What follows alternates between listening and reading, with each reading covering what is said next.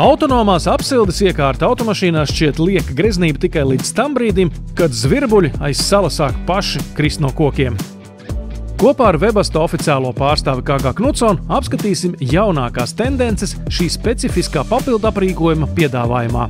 Webasto kā ražotājs iet laikam līdzi un ir pieejams gan viedākas vadības, gan ir pieejama šī autonomās apsildes sistēmas vadība no telefona. Un Webasto autonomo apsildi var ieslēgt no jebkuras vietas, kur ir pieejams interneta pārklājums. Šāds papildus aprīkojums var palielināt apsildes iekārtas uzstādīšanas izmaksas. Tomēr visvairāk tās ietekmē automašīnu modeļu īpatnības.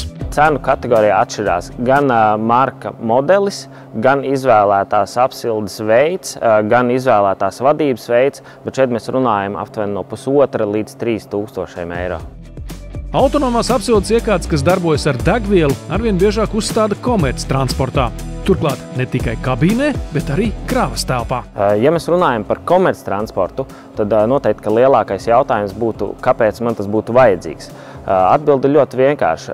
Teiksim, ja jums ir komerctransports, kurš veic mobīlos remontus, pieņemsim, jums ir darba stacija automašīnā, šī kravas telpa tomēr ir jāuzsilda, jo cilvēkam jāatrodās ir komforta temperatūrā, lai viņš varētu veikt savu darbu. Tas ir viens.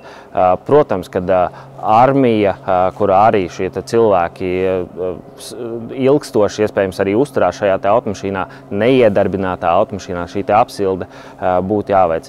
Tad nākamais, protams, ir medicīna, kurā ir jāpārvadā medicīnas aprīkojums.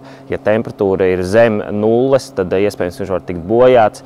Tikpat labi ziedi, pārtikas pārvadājumu, tad šeit temperatūrai ir jābūt kontrolētai. Labs piemērs ir šis e-main ražojuma furgons.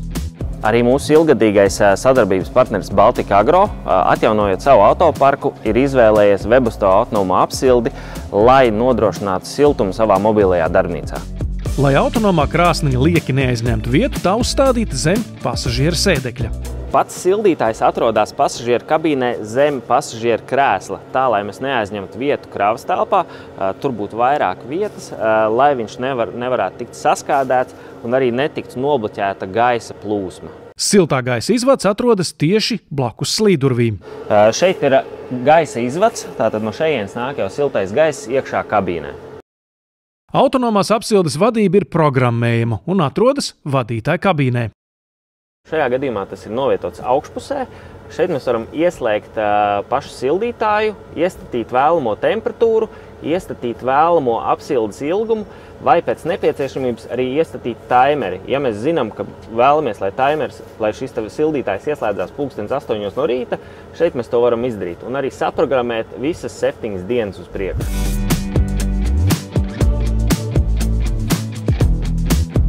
Paplašinoties elektriskā komerctransporta piedāvājumam, pieaug arī pieprasījums pēc papildus apsildes. Šīs sezonas lielākais jaunums ir tas, ka Webasto piedāvā autonomo apsildi arī elektroauto komerctransportam. Tā kā elektromobīļa kabīne tiek sildīta elektriski, kamēr vien tas atrodas pie uzlādes kabeļa, rodas loģisks jautājums, kādā nolūkā e-furgonam vispār būtu nepieciešama papildus apsilde. Atbilde slēpjas sniedzamībā. Principā, lai mēs ietaupītu akumulātoru bateriju, ar kuru mēs varam nobraukt šo veicamo attālumu. Tātad ar Webasto autonomo apsildi vidēji mēs varētu ietaupīt 80 km no nobraucamā attāluma. Tādēļ, ka salona uzsildīšana prasa ļoti daudz enerģiju. Vairāk enerģijas, laika un naudas prasīs arī Webasto autonomās apsildes uzstādīšana transporta līdzeklī, kam vispār nav savas degvielas tvertnes.